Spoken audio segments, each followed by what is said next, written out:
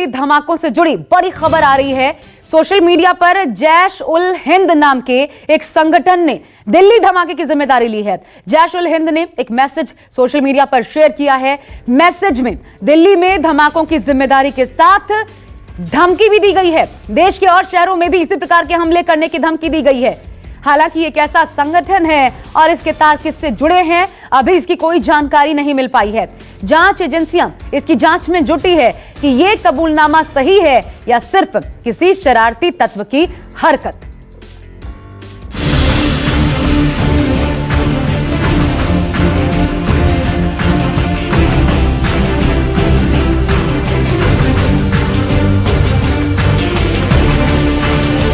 छोटा धमाका, बड़ी साजिश। अब साजिश का होगा पर्दाफाश। दिल्ली धमाके का गुनहगार नहीं बचेगा।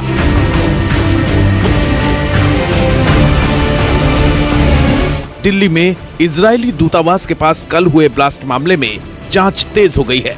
दिल्ली पुलिस हर तरह से तफ्तीश में जुट गई है। पुलिस को शक है कि ये किसी बड़ी साजिश का ट्रायल था।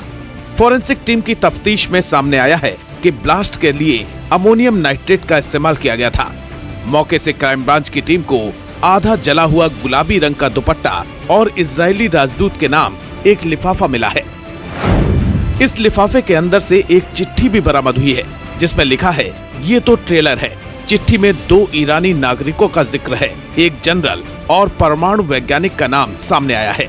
फॉरेंसिक टीम अब फिंगरप्रिंट की जांच करने में जुट गई है। ब्लास्ट वाली जगह की सीसीटीवी फुटेज भी खंगाली गई है। पुलिस ने घटनास्थल के पास लगे सीसीटीवी से 2 संदिग्धों की पहचान भी की है। संदिग्ध कैब से उतरते हुए दिखाई दे रहे हैं। पुलिस ने कैब ड्राइवर से पूछताछ शुरू कर दी है। इसके आधार पर संदिग्धों का स्केच तैयार किया जा रहा है। पुलिस ने देर रात कई इलाकों में छापेमारी भी की है। 2 लोगों को हिरासत में लेकर पूछताछ भी शुरू कर दी गई है। ब्लास्ट वाली जगह से पुलिस ने बॉल बेयरिंग और तार भी बरामद किए हैं। 23 जनवरी को आईबी ने पहले ही किया था अलर्ट। आईबी ने इजरायलियों पर हमले का अलर्ट दिया था। इस बीच इजरायल जांच एजेंसियां भी दिल्ली के लिए रवाना हो चुकी हैं। इजरायली जांच एजेंसियां जांच में भारतीय एजेंसियों की मदद करेंगी। Well, the investigation is ongoing, still gathering all the pieces and the evidence that we get from the scene and pieces of information from all over. There is a full collaboration between the Indian authorities and the Israeli authorities, and as of now, our assumption, strong assumption, that it is a terror attack that targeted the Israeli embassy. Fortunately, as you mentioned, nobody was hurt, and all the diplomats and their families are safe. NSG की team भी घटनास्थल का दौरा कर सकती है। Israel दूतावास के पास हुए धमाके की जिम्मेदारी फिलहाल किसी आतंकवादी संगठन ने नहीं ली है। इजरायली विदेश मंत्रालय ने इस घटना को आतंकी वारदात करार दिया है। ब्लास्ट को लेकर चिंता इसलिए भी बढ़ गई क्योंकि कल ही भारत इजरायल के कूटनीतिक रिश्तों की 29वीं सालगिरह थी और इस मौके पर ब्लास्ट को अंजाम दिया गया। पूरे घटना में अभी तक की जो जांच में वो ईरानियन कनेक्शन सामने आया है, क्योंकि यहाँ से एक लेटर भी पुलिस को बरामद हुआ है जिसमें जो ईरान के जो 2 बड़े लोग थे, बड़े शख्सियत थे, उनकी मौत को बताया और उनको शहीद बताया गया और साफ तौर पर इजराइल के को धमकी दी गई, इजराइल को खुले तौर पर धमकी दी। और इस बारे में जो इंटेलिजेंस ब्यूरो है, खुफिया ब्यूरो है, उन्होंने भी एक अलर्ट जारी किया था कि भारत में जो इजरायली लोग हैं उन पर हमला हो सकता है। इसको लेकर और जब दिल्ली में हाई अलर्ट था उस वक्त इस तरह की घटना होना कई सवाल खड़े करते हैं। दिल्ली ब्लास्ट के बाद गृह मंत्री अमित शाह ने पश्चिम बंगाल का दौरा रद्द कर दिया है। देर रात गृह मंत्री के साथ कई आला अधिकारियों ने बैठक की। माना जा रहा है कि दिल्ली ब्लास्ट की जांच एनआईए को सौंपी जा सकती है। आज भी अमित शाह अधिकारियों के साथ बैठक करेंगे। लुटियंस जोन में doctor APJ Abdul Kalam road पर जिंदल हाउस के पास इजरायल दूतावास के पास जहां ये ब्लास्ट हुआ, वो जगह विजय चौक से करीब 1.7 किलोमीटर की दूरी पर है। जब ब्लास्ट हुआ उस वक्त विजय चौक पर ही बीटिंग रिट्रीट चल रही थी, जिसमें राष्ट्रपति, प्रधानमंत्री, रक्षा मंत्री समेत कई वीवीआईपी मौजूद थे। इसलिए ये कहा जा रहा है कि ब्लास्ट भले ही छोटा था लेकिन साजिश काफी बड़ी थी।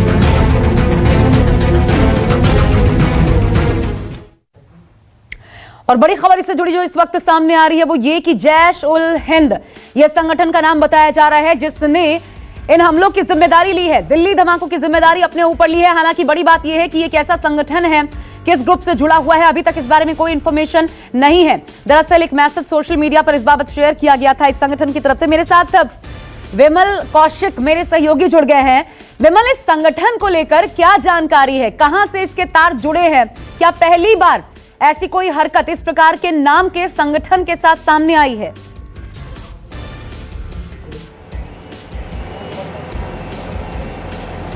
जी बिल्कुल, ये पहली बार जैश उल हिंद का नाम इस तरह की घटना में सामने आया, लेकिन इसी को लेकर शायद एजेंसियां इसको इसलिए गंभीर नहीं ले रही हैं। हालांकि एजेंसियों ने इस पूरे मामले की जांच शुरू कर दी है कि आखिर ये जो वायरल किया गया है ये क्या किसी की शरारत है या फिर वाकई में इस घटना के पीछे किसी का हाथ हो सकता है, क्योंकि उसमें साफ तौर पर लिखा है कि हमने दिल्ली के दिल में जाकर हमला किया है। तो ये काफ़ी गंभीर बात है। लेकिन हालांकि क्योंकि एजेंसियों को जो लेटर मिले हैं उसके आधार पर एजेंसी इस चीज़ को सीरियसली नहीं ले रही। और दूसरी चीज़, अभी भी अगर स्पेशल सेल की टीम मौके पर मौजूद है, जो सबसे बड़ी दिक्कत यहाँ पर स्पेशल सेल को आ रही है, पुलिस को आ रही है, वो ये है कि जो मौका है वारदात है वहाँ की कोई डायरेक्ट सीसीटीवी फुटेज पुलिस के हाथ अभी तक नहीं लगी है, जिसके लिए पुलिस लगातार तमाम जो आसपास की इमारतें हैं, खासकर ये जो एपीजे अब्दुल कलाम रोड है, इस पे जो इमारतें, तमाम इमारतों में जो सीसीटीवी कैमरे लगे हैं उनकी फुटेज चेक करें, लेकिन उनसे भी कुछ खास हाथ नहीं लगा। क्योंकि ये देखिए, जो सामने मेरे इमारत है, ये बिल्डिंग है, बंगला नंबर 7 है, इसमें भी कैमरा लगा हुआ, लेकिन ये केवल गेट को कवर कर रहा है और उसके आसपास के क्षेत्र को कवर कर रहा है। इसके अलावा जो पूरी सड़क है, अगर मैं ये पूरी रोड को दिखाऊं, जितने भी ये यहाँ पर ये पोल लगे हुए, किसी पर भी सीसीटीवी कैमरे नहीं। और ये कई गंभीर सवाल खड़े करते हैं कि आखिर इतनी इंपॉर्टेंट जगह, इतने हाई सिक्योरिटी जोन में एक भी सीसीटीवी कैमरा ना होना, और जो है भी वो भी ठीक तरह से काम नहीं कर रहा है। इसीलिए उसके डेटा को डंप डाटा लिया गया है, उसका पुराना जो डेटा था, यानी कि कल का जो डेटा था, उसको रिट्राइव करने की पूरी कोशिश की जा रही है सेल के जो टेक्निकल टीम है। इसके अलावा अब से कुछ देर पहले यहाँ पर सेल के बड़े अधिकारी पहुंचे थे, जो 3D मैपिंग जो यहाँ पर स्पॉट की जा रही है, और साथ ही पूरे सीन को रिक्रिएट कर देखा जा रहा है। क्योंकि अलग अलग थ्योरीज आ रही हैं। कोई थ्योरी, पुलिस इस थ्योरी को भी मान कर रही है कि हो सकता है किसी ने आकर बम फेंका हो, या फिर वहां पर रुककर प्लांट किया गया। जो कैब ड्राइवर था उसके आधार पर पुलिस ये थ्योरी पर काम कर रही है कि उसने, क्योंकि दो लोगों को यहाँ पर छोड़ा था, और वो 2 लोग कौन थे उनकी भी जांच की जा रही है। यानी कि कई एंगल हैं और हर एंगल की तफ्तीश की जा रही है। ठीक है विमल, बने रहिएगा। इस बीच दिल्ली पुलिस ब्लास्ट को हर एंगल से खंगालना चाह रही है, और ऐसे में दिल्ली पुलिस ने ब्लास्ट वाली जगह के बिल्डिंग की तलाशी ली है, और साथ ही आसपास के सीसीटीवी जो फुटेज है वो भी जुटाए जा रहे हैं। हालांकि विमल बता रहे थे अपनी रिपोर्ट में कुछ खराब है, कहीं पर तो है ही नहीं। देखिए हमारी रिपोर्ट। लगातार जो आसपास बिल्डिंग्स हैं या फिर जो हाउसेज हैं, जैसे मेघालय हाउस है, यहाँ पर अब जाकर सीसीटीवी कैमरों की फुटेज तलाश रही है। क्योंकि लगातार मेघालय हाउस में पुलिस जांच करने आई है कि सीसीटीवी या कोई जानकारी, यहाँ पर जो लोग हैं जो उस टाइम खड़े हुए थे, किसी ने कुछ देखा तो नहीं। देखिए गार्ड से लगातार पूछताछ की जा रही है सेल की टीम, क्योंकि अब एफआईआर दर्ज होने के बाद लगातार स्पेशल सेल की जाँच में तेजी आई है।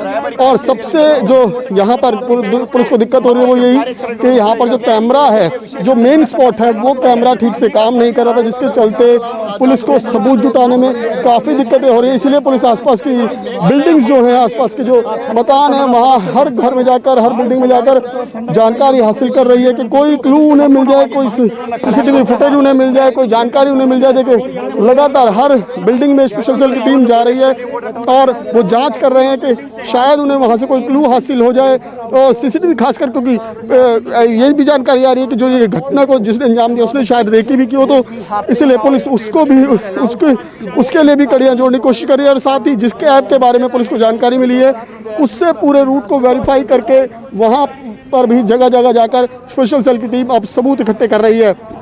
यहाँ सनुमेश के साथ विमल कौशिक, न्यूज़ 24 दिल्ली।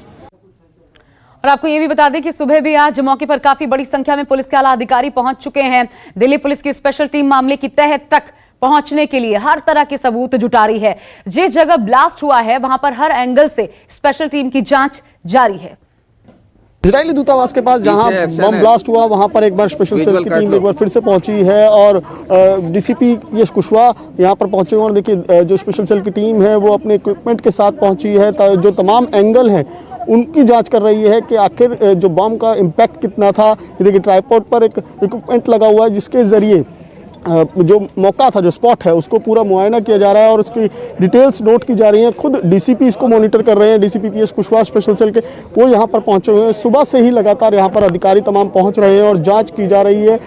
जो इजरायली एजेंसी है वो भी किसी भी वक्त यहाँ पर पहुँच सकती है, उनको फिर तमाम पूरी मामले की जानकारी दी जाएगी और इसमें कुछ महत्वपूर्ण क्लू पुलिस के हाथ लगे हैं जिन पर तफ्तीश की जा रही है। साथ ही जो सीसीटीवी कैमरे की फुटेज पुलिस ने खंगाली थी, उनसे भी कई अहम जानकारी हाथ लगी और पुलिस को एक टैक्सी ड्राइवर से भी पुलिस ने पूछताछ की, जिससे कुछ जानकारियां हासिल हुई थी पुलिस के, जिसके बाद पुलिस जो सस्पेक्ट हो सकते हैं उनका हुलिया लेकर उनके स्केच बनवाने की कोशिश कर रही है। और साथ ही देखिए सबसे महत्वपूर्ण, क्योंकि पुलिस के लिए पहली प्रायोरिटी है कि यहाँ से साक्ष्य जुटाए जा सके कि आखिर ये धमाका किस चीज़ का था, क्या क्या चीज़ें इस्तेमाल हुई हैं। जो शुरुआती जानकारी थी उसके मुताबिक जो आईडी था उसमें अमोनियम नाइट्रेट का इस्तेमाल की आशंका है, इसके अलावा कुछ और अन्य केमिकल के इस्तेमाल की आशंका है। तो पुलिस उस एंगल से भी जाँच कर रही है और जो भी लॉजिस्टिक सपोर्ट थे उसको लेकर भी पुलिस की तफ्तीश यहाँ पर जारी है। जब सनुमेश के साथ विमल कौशिक, न्यूज़ 24 दिल्ली। और अब बढ़ते अगली खबर की तरफ। 26 जनवरी को किसानों की ट्रैक्टर परेड के दौरान हुई हिंसा में घायल दिल्ली पुलिस कर्मियों के परिवार वालों ने भी आज प्रदर्शन किया। दिल्ली के शहीद पार्क में प्रदर्शन कर रहे परिवार वालों ने कहा, पुलिस वालों के खिलाफ हिंसा बंद होनी चाहिए। इस प्रदर्शन में काफी संख्या में तस्वीरें आप देख पा रहे हैं।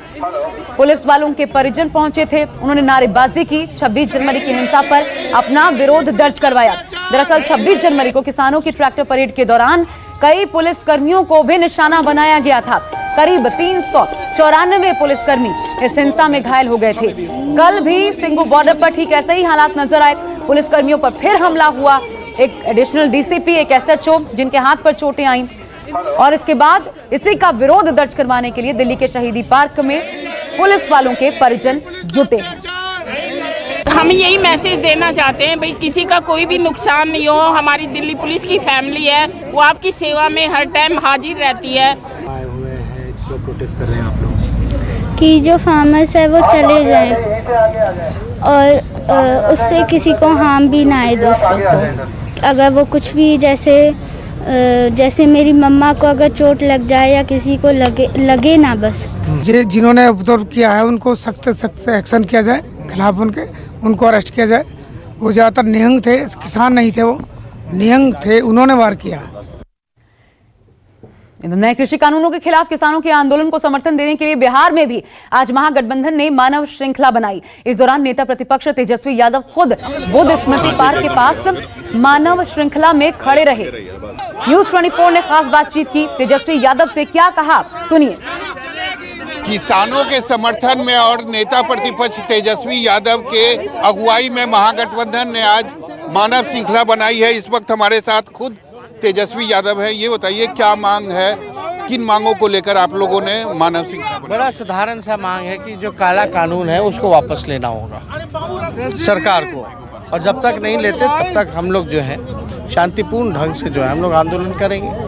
लेकिन आपको लगता है जिस तरीके से दिल्ली में 3-4 दिनों में जो घटना घटी है, किसान आंदोलन को कमजोर करने की कोशिश की जा रही है? देखिए, भाजपा ऐसी पार्टी है कि लगातार जो है साजिश करती रहती है कि किसी प्रकार से आंदोलन जो है वो कमज़ोर हो। किसान द्वारा शांतिपूर्ण ढंग से आंदोलन चल रहा है और चलता रहेगा।